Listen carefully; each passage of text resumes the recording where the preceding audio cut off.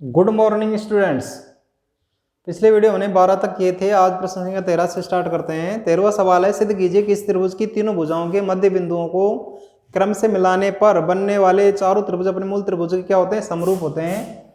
तो यहाँ पर देखो ये त्रिभुज है, ये त्रिभुज हमने बना दिया ABC। अब ये कह रहा है इनकी भुजाओं के मध्य बिंदु, इसका मध्य बिंदु D है, इसका मध्य बिंदु E है और इसका मध्य बिंदु F है। ये कह रहा है इन सबको मिलाएं, इसको इससे मिलाएं, इसको इससे मिलाएं और इसको इससे मिलाएं। तो यहाँ पर देखो चार त्रिभुज बनते हैं और चारों त्रिभुज क्या है, मूल त्रिभुज के समरूप होते हैं। ये हमें सिद्ध करना है। तो दिया हुआ क्या है, त्रिभुज ABC है जिसमें भुजा BC AC व AB के क्रम से मध्य बिंदु D E व F हैं। यहां पर क्या कह रहा है, चारों त्रिभुज जो है ना ये मूल त्रिभुज के समरूप होते हैं। ये हमें सिद्ध करना है। तो सिद्ध करना है त्रिभुज AFE समरूप है त्रिभुज FBD समरूप है त्रिभुज EDC समरूप है त्रिभुज DEF। और ये क्या है, समरूप, मूल त्रिभुज के समरूप है। ये हमें सिद्ध करना है। चारों जो त्रिभुज है ना ये मूल त्रिभुज के समरूप है। ये हमें सिद्ध करना है। उत्पत्ति देखो हमने एक प्रमेय पढ़ी थी कक्षा 9th में। प्रमेय का नाम था मध्य बिंदु प्रमेय। किस त्रिभुज की दो भुजाओं के मध्य बिंदु से खींची गई रेखा तीसरी भुजा के क्या होती है, समांतर होती है।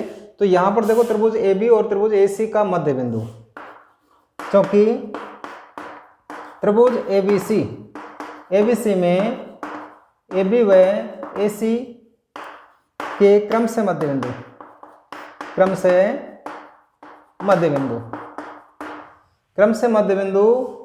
F व E है। तो इसलिए तो यहां पर जो FE है ना ये किसके समांतर होगा, BC के समांतर होगा, तथा FE बराबर होगा 1/2 BC।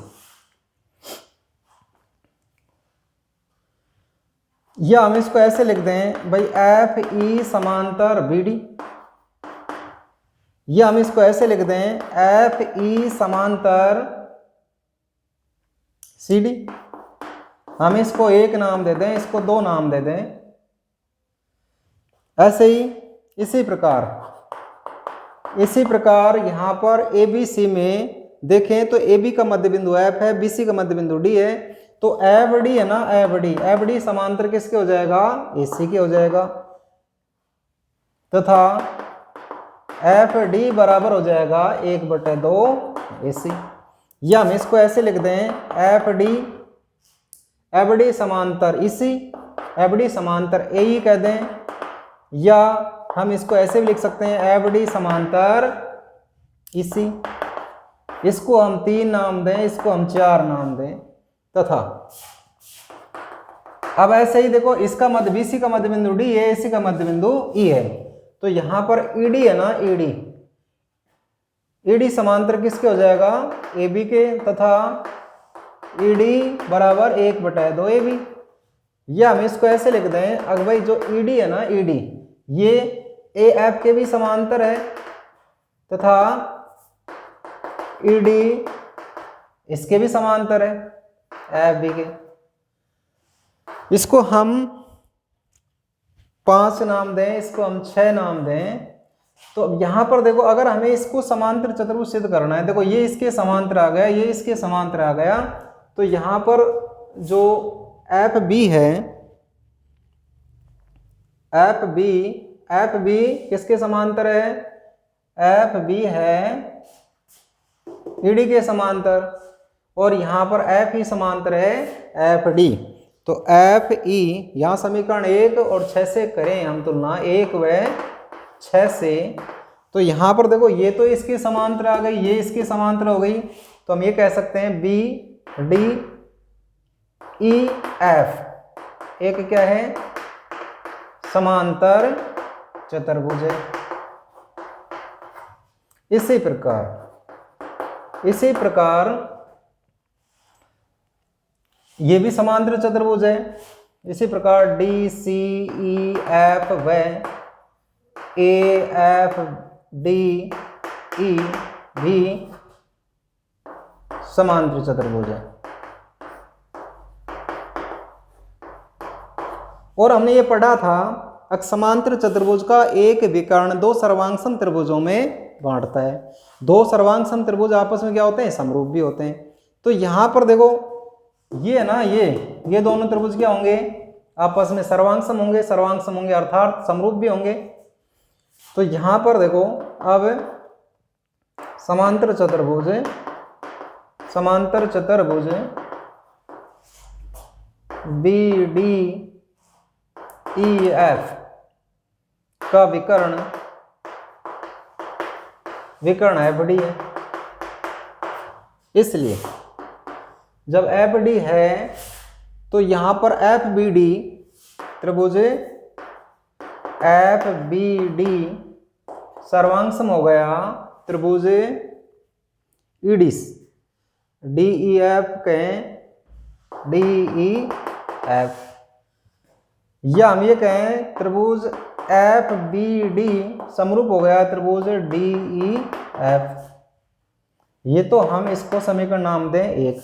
इसी प्रकार सभी समांतर चतुर्भुज हैं, तो इसी प्रकार अगर हम इसकी बात करें ए एफ ई त्रिभुज, इसकी बात करें तो त्रिभुज ए एफ ई समरूप हो जाएगा त्रिभुज डी ई एफ के, डी ई एफ, तथा और ऐसे ये इसके समरूप हो जाएगा।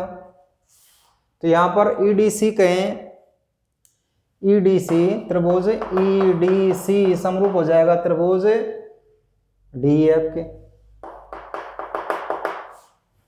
ये हो जाएगा समीकरण नंबर 3।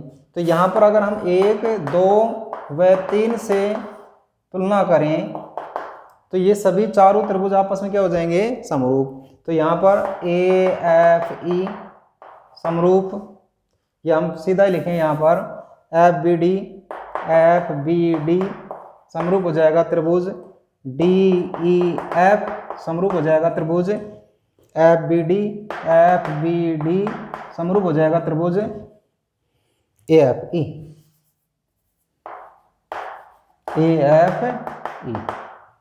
ये चारों त्रिभुज तो समरूप हो गए। अब हमें मूल त्रिभुज के समरूप भी करना है। तो अब अगर हम ये त्रिभुज लें, अब त्रिभुज इसको हम समीकरण नाम दे दें 4।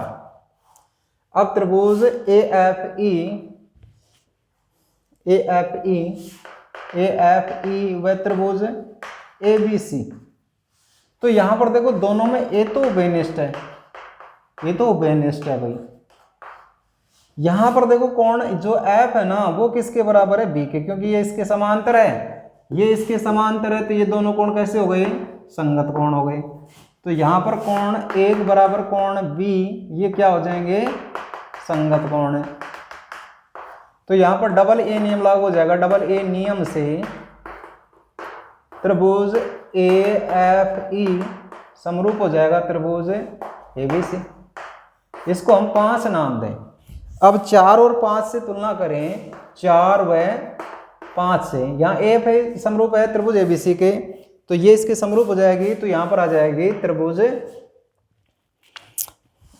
एफ बी डी समरूप है त्रिभुज डी ई एफ, समरूप है त्रिभुज एफ बी डी, समरूप है त्रिभुज ए एफ ई, और समरूप है त्रिभुज एबीसी। तो यही हमें क्या करना है, इसमें सिद्ध करना है।